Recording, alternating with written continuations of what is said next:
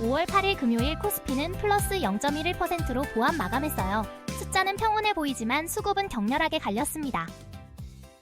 외국인이 하루에 마이너스 5조 2천억을 매도.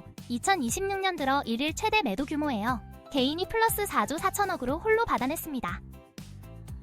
현대차가 플러스 7.17%, 현대모비스 플러스 15.29% 폭등. 반대로 삼성전자는 마이너스 1.10, SK하이닉스는 플러스 1.93%로 갈렸어요.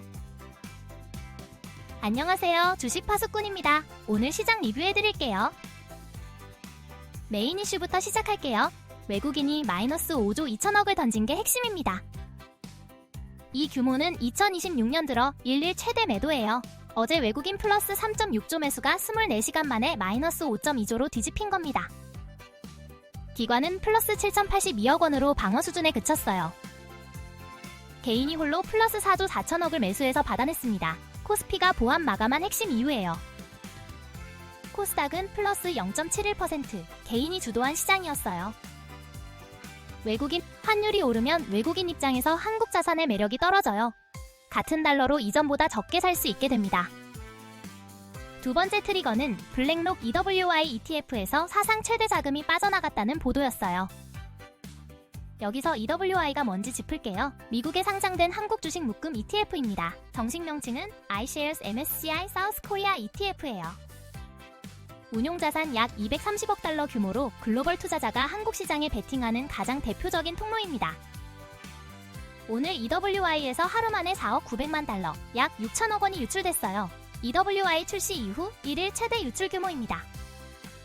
이번 주 5거래의 연속 자금이 빠져 누적 유출이 9억 달러, 약 1조 3000억 원을 넘었어요. 코스피가 연초 대비 플러스 75% 폭등한 후라 시장은 이걸 고점 차익 실현 신호로 해석하고 있습니다. EWI가 먼저 움직이면 한국에서 활동하는 외국인 자금도 같은 방향으로 따라 움직이는 패턴이 있어요. 세 번째 트리거는 미국 약세였어요. 전일 S&P 500 마이너스 0.38, 나스닥 마이너스, 특히 브로드컴 AMD, 마이크론이 마이너스 3%대로 빠지면서 오픈AI 브로드컴 자금 조달 찾을 우려가 한국으로 전이됐어요. 그런데 코스피가 안 무너진 건 자동차와 서비스업 자금 재배치 덕분입니다. 외국인이 던진 자리를 개인이 현대차, 기아, 네이버에 4.4조 원 투입했어요. 다음은 시장 진단입니다. 지수별로 보세요. 코스피는 플러스 0.11%로 개인이 방어한 자리예요. 코스닥은 플러스 0.71%로 개인 주도였습니다. 수급 보세요. 외국인 마이너스 5조 2천억으로 올해 1일 최대 매도였어요. 기관은 플러스 7,082억 원으로 방어 수준. 개인이 플러스 4조 4천억으로 홀로 받아주기에 들어갔습니다. 환율 보세요. 원달러는 1,466원, 플러스 1.47%로 급등했어요. 엔원 환율은 9.34, 플러스 1.12%. 달러 인덱스는 97.92로 마이너스 0.34% 약세였습니다. 흥미로운 D컵, 한국 시장 내부 불안이 환율에 먼저 반영된 신호입니다. 1,470원 돌파 시 외국인 추가 매도 모멘텀이 강화될 수 있어요. 섹터 보세요. 서비스업이 플러스 7.24%로 1위, 네이버와 카카오 랠리가 컸어요. 운수장비 플러스 6.10%, 현대차와 현대모비스 폭등이 견인했습니다. 음식료품 플러스 2.43%, 삼양식품이 훈풍이었어요. 유통업 플러스 0.64, 전기전자 플러스 0.63% 소폭 강세. 의약품 마이너스 0.15, 통신 마이너스 0.25, 금융 마이너스 0.66% 약세. 화학 마이너스 1.12, 철강 마이너스 1.28% 부진. 건설업이 마이너스 2.22%로 꼴찌. 전 종목이 빠진 약세였어요. 다음은 종목 분석입니다. 오늘 자동차 폭등이 핵심이에요. 현대모비스가 플러스 15.29%로 폭등, 장중 플러스 16% 안팎까지 튀었어요. 현대차는 플러스 7.17%, 거래량이 평소의 4.51배였습니다. 거래 대금이 3조 1,436억 원으로 오늘 한국 시장에서 삼성전자 다음으로 가장 컸어요. 흥미로운 점은 외국인이 현대차를 순매도 5위로 던졌는데 개인이 집중 매수에 폭등을 만들었다는 거예요. 현대모비스 폭등의 동력은 SDV, 즉 소프트웨어 정의 차량 기술 확장과 전장 부품 수요 확대 기대였습니다. 여기서 SDV가 뭔지 짚을게요. 소프트웨어 디파인드 비이클, 소프트웨어가 정의하는 차예요. 기존 차는 부품이 핵심이었지만 SDV는 소프트웨어 업데이트로 기능이 진화합니다. 스마트폰처럼 OTA 업데이트로 새 기능을 받는 자동차예요. 현대모비스가 이 분야 핵심 부품을 만듭니다. 기아도 플러스 4.38%로 랠리에 동조했습니다. 반도체 보세요. 같은 반도체인데 SK하이닉스는 플러스 1.93, 삼성전자는 마이너스 1.10%로 정반대로 갈렸어요. 한미 반도체는 마이너스 갈림 이유 첫 번째는 전일 미국 흐름이에요. 엔비디아 플러스 1.77, TSMC 마이너스 1.28%가 HBM 1위 SK하이닉스에는 호재였습니다. 반대로 파운드리 비중이 높은 삼성전자에는 부담으로 작용했어요. 두 번째 이유는 삼성전자 노조 사후 조정 수용 소식에도 외국인이 환율 리스크를 먼저 보고 매도를 멈추지 않았다는 거예요. SK하이닉스는 기관이 집중 매수했고 삼성전자는 외국인 순매도 1위였습니다. 2차 전지 보세요. 에코프로비엠이 플러스 0.85%로 외국인 순매수 5위였어요. LG에너지솔루션은 마이너스 1.35%, 외국인은 매도, 기관은 매수였습니다. 포스코퓨처엠은 마이너스 2.03%, 외국인이 손절 매도였어요. 오늘의 이슈 종목 톱3 보세요. 첫째 가온전선이 플러스 29.97%로 상한가 마감, 거래량 2.3배입니다. 둘째 드림CIS 플러스 13.92%, 거래량이 무려 평소의 130배였어요. 셋째 현대차 플러스 7.17%, 거래대금 3조 1436억으로 가장 큰 자금이 몰렸습니다. 이제 외국인 5.2조 매도 심층 분석으로 들어갈게요. 어제 외국인 플러스 3.6조 순매수가 24시간 만에 마이너스 5.2조 매도로 뒤집힌 사건입니다. 방향이 이렇게 빠르게 바뀐 데는 세 가지 트리거가 동시에 작동했어요. 트리거 첫 번째, 환율 플러스 1.47% 급반등. 어제 1440원대 진입을 시사했던 원달러가 오늘 1466까지 튀었습니다. 주목할 점은 같은 날 달러 인덱스가 마이너스 0.34%로 빠졌다는 거예요. 달러 강세가 원인이 아니라 원화 약세가 핵심이었습니다. 트리거 두 번째, 블랙록 EWI 사상 최대 유출. 이 보도가 한국 시각 직전에 나왔어요.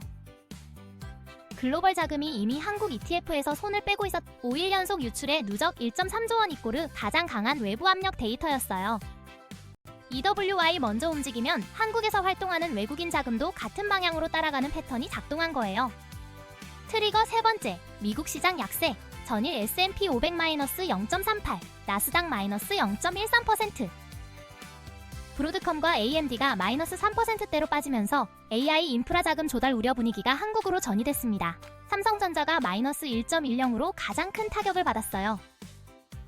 그런데 왜 코스피가 안 무너졌나? 세 가지 트리거가 겹쳤는데도 지수가 플러스 0.11% 보합으로 마감한 건 자동차와 서비스업 자금 재배치 덕분이었어요.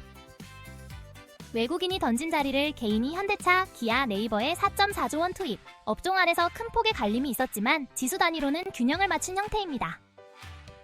수급 폭우는 있었지만 전체 매도는 아니었다는 뜻이에요. 단기 1에서 3일 시각으로는 환율 추가 모멘텀, 중기 1에서 3주 시각으로는 EWI 흐름이 결정적입니다. 자금 복귀 시점이 외국인 매수 재개 시점과 일치할 가능성이 큽니다. 한국 반도체는 SK하이닉스 강세, 삼성전자 약세 패턴이 당분간 이어질 가능성이 있어요. 반등 시그널은 두 가지예요. 환율 1460원 회복 플러스 EWI 자금 복귀. 어제 외국인 플러스 3.6조에서 오늘 마이너스 5.2조로 24시간 만에 8.8조 변동성을 만들어낸 시장입니다. 한국 시장의 외국인 의존도 30%가 다시 확인됐고 동시에 개인 플러스 4.4조 매수가 시장 방어 능력을 입증한 자리예요. 현대모비스 플러스 15.29%는 SDV 기술 가치가 본격 재평가되기 시작했다는 신호로 봐야 합니다. 단순 부품사가 아니라 IT 기업으로 변신 중인 현대모비스의 시장 시각이 옮겨가고 있어요. 한국 시장 양극화는 이제 새로운 패턴이 됐어요. 대형주 갈림, 섹터 갈림, 외국인 vs 개인 갈림이 동시에 벌어집니다. 다음은 다른 주요 이슈입니다. 오늘 가장 충격적인 외부 신호는 블랙록의 한국 ETF 자금 이탈이었어요. 운용자산 약 230억 달러 EWI에서 하루 4억 900만 달러가 유출, EWI 출시 이후 1일 최대였습니다.